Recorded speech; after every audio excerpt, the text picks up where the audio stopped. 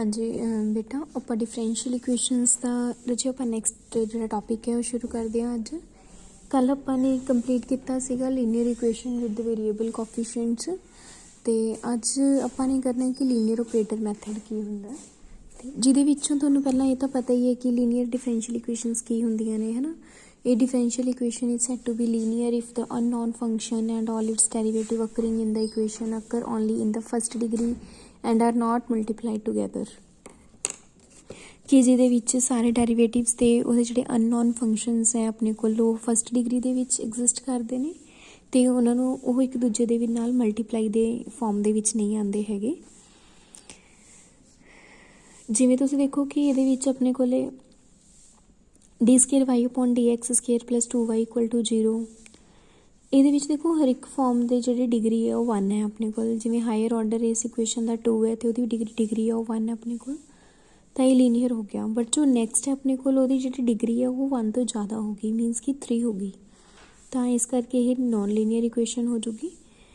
ਠੀਕ ਹੈ ਜੀ। ਨੈਕਸਟ ਆ ਜਾਂਦਾ ਜਨਰਲ ਲੀਨੀਅਰ ਇਕੁਏਸ਼ਨ। ਕੀ ਹੁੰਦੀ ਹੈ ਜਨਰਲ ਲੀਨੀਅਰ ਇਕੁਏਸ਼ਨ ਨੂੰ ਆਪਾਂ nth ਫਾਰਮ ਤੱਕ ਲੈ ਜਾਂਦੇ ਹਾਂ, ਮੀਨਸ nth ਡੈਰੀਵੇਟਿਵ ਤੱਕ ਕੰਸੀਡਰ ਕਰ ਸਕਦੇ ਹਾਂ, ਜਿਹਦੇ ਨਾਲ ਤੁਸੀਂ ਲਿੱਤਾ ਜਿਵੇਂ a naught x nth derivative plus a1 x n minus 1th derivative plus a n y equal to f of x। ਇਹਦੇ ਵਿੱਚੋਂ ਜਿਹੜੇ a ਨੋਟ a1 ਤੇ a n ਮੀਨਸ ਤੇ f of x ਹੈ that are all the functions of x only, ਇਹਨਾਂ ਦੇ ਵਿੱਚ y include ਨਹੀਂ ਹੁੰਦਾ। ਠੀਕ ਹੈ। ਤੇ ਅਗਰ ਤੁਸੀਂ n ਦੀ ਵੈਲਿਊ ਇਹਦੇ ਵਿੱਚ 2 ਲੈ ਲੈਂਦੇ ਹੋ ਤਾਂ ਤੁਹਾਡੇ ਕੋਲ ਸੈਕਿੰਡ ਆਰਡਰ ਦੀ ਨੋਨ ਹੋਮੋਜੀਨੀਅਸ ਲੀਨੀਅਰ ਇਕੁਏਸ਼ਨ ਬਣ ਜੂਗੀ। ਅਗਰ ਤੁਸੀਂ n ਦੀ ਵੈਲਿਊ 3 ਲੈ ਲੈਂਦੇ ਹੋ ਤਾਂ ਉਹ 3 ਆਰਡਰ ਦੀ ਨੋਨ ਹੋਮੋਜੀਨੀਅਸ ਲੀਨੀਅਰ ਇਕੁਏਸ਼ਨ ਬਣ ਜੂਗੀ। ਠੀਕ ਹੈ। ਨੈਕਸਟ ਆ ਜਾਂਦੀ ਹੈ ਥਿਊਰਮ ਦੀ ਸਟੇਟਮੈਂਟ ਹੈ ਐਗਜ਼ਿਸਟੈਂਸ ਐਂਡ ਯੂਨੀਕਨੈਸ ਥਿਊਰਮ। ਇਸ ਥਿਊਰਮ ਦੀ ਸਟੇਟਮੈਂਟ ਦੇਖੋ ਬੇਟਾ ਤੁਸੀਂ ਬਹੁਤ ਧਿਆਨ ਨਾਲ ਕਰਨੀ ਹੈ। ਜਿਵੇਂ ਇਹਦੇ ਵਿੱਚ ਦਿੱਤਾ ਹੋਇਆ ਹੈ ਕਿ if a note a1 an and capital f are all continuous functions of x on A real interval a to b, means ਕਿ ਜਿਹੜੇ a note a1 and f ਇਹ ਸਾਰੇ ਹੈਗੇ ਨੇ, ਅਗਰ ਤੁਹਾਡੇ ਕੋਲ ਇਹ ਕੰਟੀਨਿਊਸ ਫੰਕਸ਼ਨਸ ਨੇ f x ਦੇ ਇਨ ਦ ਇੰਟਰਵਲ a to b, ਤੇ ਇਹਦੇ ਵਿੱਚੋਂ ਜਿਹੜਾ ਫਸਟ ਫੰਕਸ਼ਨ ਹੈ a ਨੋਟ x ਵਾਲਾ that should be non zero, ਕਿਉਂਕਿ ਅਗਰ ਇਹ ਨੋਨ ਜ਼ੀਰੋ ਹੋ ਜਾਂਦਾ ਫਿਰ ਆਪਣੇ ਕੋਲੇ ਤਾਂ ਆਰਡਰ ਹੀ ਘੱਟ ਜੂਗਾ ਨਾ ਡਿਫਰੈਂਸ਼ੀਅਲ ਇਕੁਏਸ਼ਨ ਦਾ। ਤਾਂ ਇਸ ਕਰਕੇ ਜਿਹੜਾ ਲੀਡਿੰਗ ਕੋਫੀਸ਼ੀਐਂਟ ਹੈ ਉਹਨੂੰ ਆਪਾਂ ਨੇ ਨੋਨ ਜ਼ੀਰੋ ਕੰਸੀਡਰ ਕਰਨਾ ਹੁੰਦਾ। ਤੇ ਕਹਿੰਦੇ ਕਿ ਅਗਰ ਤੁਹਾਡੇ ਕੋਲੇ x note is any point in the interval a to b and c naught c1 cn minus 1 be n arbitrary real constants, then there exists one and only one function say f of x which is in some neighborhood of x naught is a solution of the differential equation। This means ਕੀ ਹੋਇਆ ਕਿ ਅਗਰ ਤੁਹਾਡੇ ਕੋਲ a naught a1 ਇਹ ਜਿਹੜੇ a's ਨੇ ਸਾਰੇ ਤੇ f ਅਗਰ ਇਹ ਕੰਟੀਨਿਊਸ ਫੰਕਸ਼ਨ ਦਿੱਤਾ ਹੋਇਆ ਤੁਹਾਨੂੰ x ਦਾ ਤੇ a naught x non zero ਹੈ, ਤਾਂ ਕਹਿੰਦੇ ਕਿ ਅਗਰ ਤੁਹਾਡੇ ਕੋਲੇ x ਨੋਟ ਕੋਈ ਵੀ ਪੁਆਇੰਟ ਹੈ ਇਨ ਬਿਟਵੀਨ, ਤਾਂ ਕਹਿੰਦੇ ਕਿ ਇਸ x ਨੋਟ ਦੀ ਨੇਬਰਹੁੱਡ ਦੇ ਵਿੱਚ ਤੁਹਾਡੇ ਕੋਲੇ ਇੱਕ ਫੰਕਸ਼ਨ ਐਗਜ਼ਿਸਟ ਕਰੂਗਾ ਜਿਹੜਾ ਫੰਕਸ਼ਨ ਇਸ ਡਿਫਰੈਂਸ਼ੀਅਲ ਇਕੁਏਸ਼ਨ ਦਾ ਸੋਲਿਊਸ਼ਨ ਹੋਊਗਾ। ਠੀਕ ਹੈ।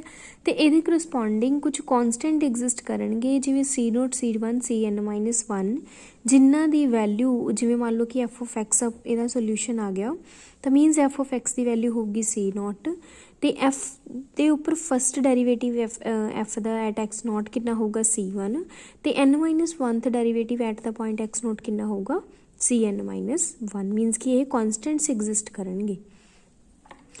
ਇਹ ਹੈਗੀ ਹੈ ਤੁਹਾਡੀ ਐਗਜ਼ਿਸਟੈਂਸ ਐਂਡ ਯੂਨੀਕਨੈਸ ਥਿਊਰਮ। ਤੇ ਜਿਹੜਾ ਸੋਲਿਊਸ਼ਨ ਐਗਜ਼ਿਸਟ ਕਰੂਗਾ ਉਹ ਯੂਨੀਕ ਹੋਊਗਾ, only one and only one ਹੋਊਗਾ, ਹੋਰ ਕੋਈ ਸੋਲਿਊਸ਼ਨ ਐਗਜ਼ਿਸਟ ਨਹੀਂ ਕਰੂਗਾ। ਠੀਕ ਹੈ ਜੀ। ਨੈਕਸਟ ਆ ਜਾਂਦਾ ਬੇਟਾ ਲੀਨੀਅਰ ਕੰਬੀਨੇਸ਼ਨ। ਕੀ ਹੁੰਦਾ ਲੀਨੀਅਰ ਕੰਬੀਨੇਸ਼ਨ? ਵੈਸੇ ਆਪਾਂ ਪਹਿਲਾਂ ਵੀ ਪੜ੍ਹ ਚੁੱਕੇ ਹਾਂ, ਲੀਨੀਅਰ ਅਲਜਬਰਾ ਦੇ ਵਿੱਚ ਵੀ ਕੀਤਾ ਹੈ ਨਾ, ਤੇ ਅੱਜ ਫਿਰ ਆਪਾਂ ਦੁਬਾਰਾ ਰਿਪੀਟ ਕੀਤੀ ਹੈ ਉਹੀ ਚੀਜ਼ ਕਿ ਲੀਨੀਅਰ ਕੰਬੀਨੇਸ਼ਨਸ ਕੀ ਹੁੰਦੇ ਨੇ। ਕੰਬੀਨੇਸ਼ਨਸ ਕੀ ਹੁੰਦੇ ਆ ਕਿ ਜਿਵੇਂ ਮੰਨ ਲਓ ਤੁਹਾਡੇ ਕੋਲ f1 f2 fn ਤੱਕ n ਫੰਕਸ਼ਨਸ ਦਿੱਤੇ ਹੋਏ ਨੇ ਤਾਂ ਉਹਨਾਂ ਦੇ ਕਰਸਪੋਂਡਿੰਗ ਆਪਾਂ n ਆਰਬਿਟਰਰੀ ਕੌਨਸਟੈਂਟਸ ਲੈ ਲਾਂਗੇ ਫੀਲਡ ਦੇ ਵਿੱਚੋਂ, ਸੱਚ ਦੈਟ ਕਿ ਉਹਨਾਂ ਦਾ ਜਿਹੜਾ ਜਦੋਂ ਤੁਸੀਂ ਹਰ ਇੱਕ ਫੰਕਸ਼ਨ ਦੇ ਨਾਲ ਇੱਕ ਕੌਨਸਟੈਂਟ ਮਲਟੀਪਲਾਈ ਕੀਤਾ ਤੇ ਨਾਲ ਹੀ ਉਹਨੂੰ ਐਡ ਕਰੀ ਜਾ ਰਹੇ ਹੋ, ਇਹਨੂੰ ਆਪਾਂ ਕੰਬੀਨੇਸ਼ਨ ਦੀ ਫਾਰਮ ਕਹਿ ਦਿੰਦੇ ਹਾਂ ਕਿ it is a linear combination of all f1 f2 fn over i। ਠੀਕ ਹੈ। ਨੈਕਸਟ ਆਪਾਂ ਨੇ ਕਰਨਾ ਹੈ ਕਿ ਇੱਕ ਆਰਟੀਕਲ ਆਪਣੇ ਕੋਲ ਇਹ ਕਿ ਅਗਰ ਤੁਸੀਂ ਕਿਸੇ ਵੀ ਲੀਨੀਅਰ ਹੋਮੋਜੀਨੀਅਸ ਡਿਫਰੈਂਸ਼ੀਅਲ ਇਕੁਏਸ਼ਨ ਦੇ ਕੁਝ ਸੋਲਿਊਸ਼ਨਸ ਕੰਸੀਡਰ ਕਰਦੇ ਹੋ, ਜਿਵੇਂ ਸਪੋਜ਼ F1 F2 Fn ਲੈ ਲਿਆ ਹੈ ਨਾ, ਤੇ ਜਿਹੜਾ ਉਹਨਾਂ ਦਾ ਲੀਨੀਅਰ ਕੰਬੀਨੇਸ਼ਨ ਬਣੂਗਾ suppose C1 F1 C2 F2 Cn Fn, ਤਾਂ ਕਹਿੰਦੇ ਜਿਹੜਾ ਲੀਨੀਅਰ ਕੰਬੀਨੇਸ਼ਨ ਬਣਦਾ ਹੈ ਉਹ ਵੀ ਉਸੇ ਹੀ ਡਿਫਰੈਂਸ਼ੀਅਲ ਇਕੁਏਸ਼ਨ ਦਾ ਇੱਕ ਸੋਲਿਊਸ਼ਨ ਹੁੰਦਾ। याद रखना रिजल्ट तुसी कि linear combination of solution is also a solution, ठीक है ना, रिजल्ट याद रखना तुसी। नैक्सट आ जाता लीनियरली डिपेंडेंट एंड इंडिपेंडेंसी की होंगी है, ये बेटा आप अज भी आप सेम लीनियर अलजबरा दे विच करके आए हुए हैं कि अगर मान लो F1 F2 Fn linearly dependent है तो मीनस इन्हां दे करस्पॉन्डिंग कुछ स्केलर्स एग्जिस्ट करनगे जिहड़े कि सारे जीरो नहीं होणगे कि पर उन्हां दा जिहड़ा कॉम्बीनेशन है वो जीरो बनूगा। ਲੀਨੀਅਰਲੀ ਇੰਡੀਪੈਂਡੈਂਸੀ ਦੇ ਵਿੱਚ ਕੀ ਹੁੰਦਾ ਹੈ ਕਿ ਅਗਰ ਤੁਸੀਂ ਕੁਝ ਫੰਕਸ਼ਨਸ ਨੂੰ ਲੀਨੀਅਰਲੀ ਇੰਡੀਪੈਂਡੈਂਟ ਪ੍ਰੂਫ ਕਰਨਾ ਹੈ ਤਾਂ ਉਹਨਾਂ ਦੇ ਕਰਸਪੋਂਡਿੰਗ ਕਨਸਟੈਂਟਸ ਐਗਜ਼ਿਸਟ ਕਰਾ ਲਓ ਤੇ ਲੀਨੀਅਰ ਕੰਬੀਨੇਸ਼ਨ ਤਾਂ ਜ਼ੀਰੋ ਹੋਊਗਾ, ਪਲੱਸ ਕੰਡੀਸ਼ਨ ਇਹ ਹੈ ਕਿ ਜਿਹੜੇ ਸਾਰੇ ਦੇ ਸਾਰੇ ਸਕੇਲਰਸ ਨੇ ਉਹ ਵੀ ਜ਼ੀਰੋ ਹੋਣੇ ਚਾਹੀਦੇ ਨੇ, ਠੀਕ ਹੈ। ਨੈਕਸਟ ਆ ਜਾਂਦਾ ਫੰਡਾਮੈਂਟਲ ਸੈੱਟ ਆਫ ਸੋਲਿਊਸ਼ਨਸ ਕੀ ਹੁੰਦੇ ਕਿਸੇ ਵੀ ਡਿਫਰੈਂਸ਼ੀਅਲ ਇਕੁਏਸ਼ਨ ਦੇ। देखो अगर अपने को nth डिग्री की डिफरेंशियल इक्वेशन गिवन है nth ऑर्डर की तो वो n सोल्यूशनस एग्जिस्ट करनगे। अगर तुहाडे कोले n सोल्यूशनस एग्जिस्ट कर जाते हैं जिहड़े कि लीनियरली इंडिपेंडेंट ने तो उन्होंने आपां कह दिंदे आ fundamental set of solutions, fundamental set of solutions, ठीक है।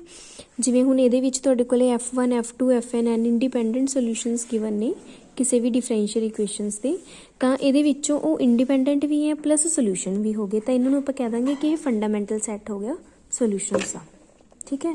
तो जोड़ा ये फंडामेंटल सैट है सोल्यूशनस का, इन्हों का जो लीनियर कॉम्बीनेशन बनता है जिमें C1 F1 C2 F2 Cn Fn, इन्हों आप बोलते हैं जनरल सोल्यूशन, जिहदे C1 C2 Cn की होंगे ने आरबिटरेरी कॉन्सटेंट्स, ठीक है।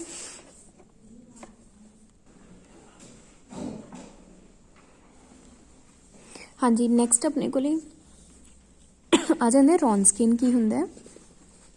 अगर तुहाडे कोल F1 F2 Fn real functions ने किसी भी इंटरवल के उपर, ठीक है, each of which has a derivative of at least order n-1/i, ऐसे फंक्शनस जिन्हां दा at least n-1th order derivative exist करता होगा, तो आप इस डिटरमीनेंट किवें कैलकुलेट किया।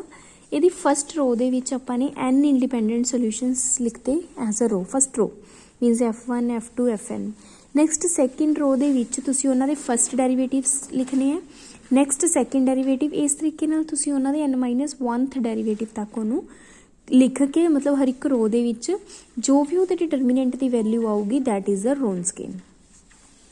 तो रॉन्सकिन का सिंबल है W दे विच ब्रैकेट्स च पाओ सारे फंडामेंटल सोल्यूशनस लिख देंगे जिन्हां दा आपां डिटरमीनेंट्स फाइंड आउट किया सीगा, ठीक है। तो कहते कि हुण यह रॉन्सकिन की हैल्प नाल भी आपां ये देख सकते हैं कि कोई भी सोल्यूशन जोड़े है वो इंडिपेंडेंट है ने या नहीं है, तो उन्होंने किवें कर सकते हैं। कहते कि अगर तो रॉन्सकिन की वैल्यू तुहाडे कोले नॉन जीरो आ जाती है ना, मीनस कि अगर इस डिटरमीनेंट की वैल्यू तुहाडे कोले नॉन जीरो आ गई तो जिहड़ा ये सोल्यूशनस ने F1 F2 Fn that are all linearly independent over I. अगर रॉन्सकिन की वैल्यू जीरो आ जाती है दैन वो सैट की हो जू लीनियरली डिपेंडेंट सैट, ठीक है। तो रॉन्सकिन की वैल्यू के उपर भी डिपेंड करता है कि सैट जो फंक्शन का जो सैट है वो डिपेंडेंट है या इंडिपेंडेंट है, ठीक है राजे। नैक्सट अपने को ये तो आप किया ही है कि लीनियर कॉम्बीनेशन जोड़ा होंगे लीनियरली इंडिपेंडेंट सोल्यूशनस का वो लीनियरली इंडिपेंडेंट ही होंगे, तो मीनस कि अगर F1 F2 Fn सोल्यूशनस ने तो उन्होंने कॉम्बीनेशन भी एक सोल्यूशन बन जाऊगा। नैक्सट फस्ट एग्जाम्पल के देखो तुसी रॉन्सकिन शो करना है x³ तो x4 का कि शो रॉन्सकिन वाले मैथड के नाल शो करना है कि यह सैट लीनियरली इंडिपेंडेंट है if x is a non zero number, x की वैल्यू कोई भी नॉन जीरो होगी। तो तुसी किवें कैलकुलेट करना है ये देखो, तुसी सैट नूं शो करना है x³ तो x4, ये तुहानूं तीनों फंक्शनस दिते हुए हैं।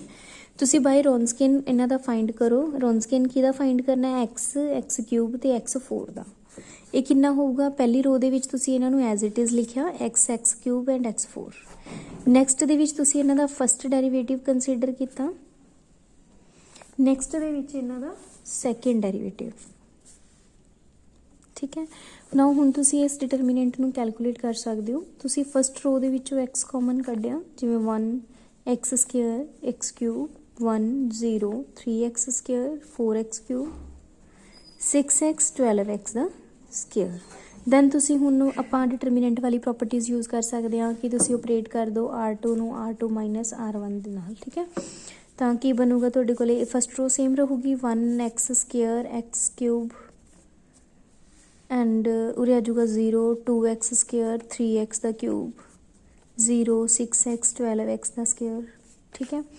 ਹੁਣ ਡਿਟਰਮੀਨੈਂਟ ਸੋਲਵ ਕਰੋ, ਇਹਦਾ ਕਿੰਨਾ ਆਊਗਾ 24x4 ਮਾਈਨਸ 8x4 ਮੀਨਸ ਤੁਹਾਡੇ ਕੋਲੇ ਆ ਗਿਆ 6x ਰੇਜ਼ ਟੂ ਪਾਵਰ 5। ਹੁਣ ਆਪਣੇ ਕੋਲੇ x ਨੋਨ ਜ਼ੀਰੋ ਹੈ ਤਾਂ mean 6x raise to power 5 ਵੀ ਨੋਨ ਜ਼ੀਰੋ ਹੋਊਗਾ।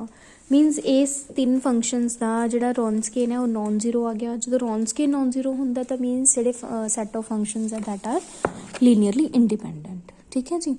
ਨੈਕਸਟ ਆ ਗਿਆ ਸ਼ੋ ਕਰਨਾ ਇਹਨਾਂ ਫੰਕਸ਼ਨਸ ਨੂੰ ਕਿ ਲੀਨੀਅਰਲੀ ਡਿਪੈਂਡੈਂਟ ਨੇ ਤਾਂ ਸੇਮ ਐਜ਼ ਇਟ ਇਜ਼ ਉਹਨਾਂ ਦਾ ਰੋਨਸਕੇਨ ਕੱਢ ਲਓ ਜਾਂ ਫਿਰ ਤੁਸੀਂ ਕੰਬੀਨੇਸ਼ਨ ਨਾਲ ਕਰ ਸਕਦੇ ਹੋ। ਜਦੋਂ ਤੁਸੀਂ ਇਹਨਾਂ ਦਾ ਕੰਬੀਨੇਸ਼ਨ ਕੱਢ ਕੇ ਇਕੁਏਟ ਕੀਤਾ 0 ਦੇ ਨਾਲ ਤਾਂ ਉੱਥੇ C1 C2 C3 ਦੀਆਂ ਵੈਲਿਊਜ਼ ਆ ਗਈਆਂ ਹੈ ਨਾ, ਤਾਂ ਉਹ ਤਿੰਨੋਂ ਵੈਲਿਊਜ਼ ਨੋਨ ਜ਼ੀਰੋ ਐਗਜ਼ਿਸਟ ਕਰ ਜਾਣਗੀਆਂ ਤਾਂ ਮੀਨ ਸੈਟ ਲੀਨੀਅਰਲੀ ਡਿਪੈਂਡੈਂਟ ਹੋ ਜਾਊਗਾ, ਠੀਕ ਹੈ ਰਾਜੇ। ਨੈਕਸਟ ਤੁਹਾਡੇ ਕੋਲੇ ਥਰਡ ਐਗਜ਼ਾਮਪਲ ਹੈਗੀ ਹੈ। ਥਰਡ ਐਗਜ਼ਾਮਪਲ ਦੇ ਵਿੱਚ ਆਪਾਂ ਨੂੰ ਦੋ ਫੰਕਸ਼ਨ ਦੇ ਰੱਖੇ ਨੇ। ਕਹਿੰਦੇ ਕਿ show that the following pair of functions are linearly independent yet their Wronskian ਵੈਨਿਸ਼ਸ।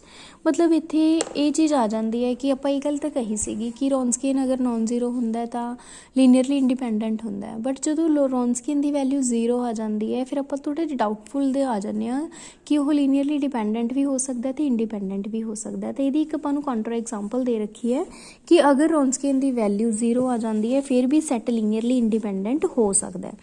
ਤਾਂ ਹੁਣ ਇੱਥੇ ਆਪਾਂ ਨੂੰ ਦੋ ਫੰਕਸ਼ਨ ਦੇ ਰੱਖੇ ਨੇ x square 0 x greater than equal to 0 x less than 0 ਤੇ ਫੰਕਸ਼ਨ ਦਾ ਇਹਨੂੰ ਆਪਾਂ ਕੰਬੀਨੇਸ਼ਨ ਦੇ ਨਾਲ ਪ੍ਰੂਫ ਕਰਦੇ ਹਾਂ।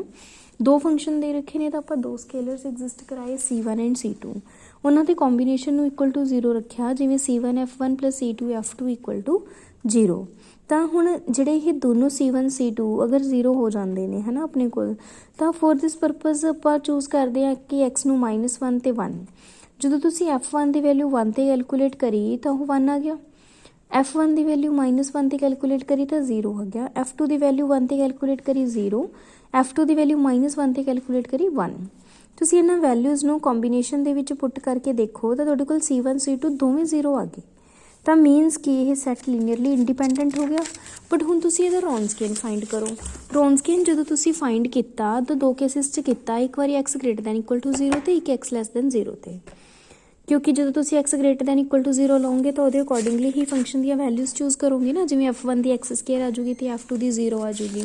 ਤਾਂ ਉਦੋਂ ਜਦੋਂ ਤੁਸੀਂ ਰੋਨਸਕੇਨ ਫਾਈਂਡ ਕੀਤਾ ਤਾਂ ਦੋਨਾਂ ਦਾ 0 ਆ ਗਿਆ।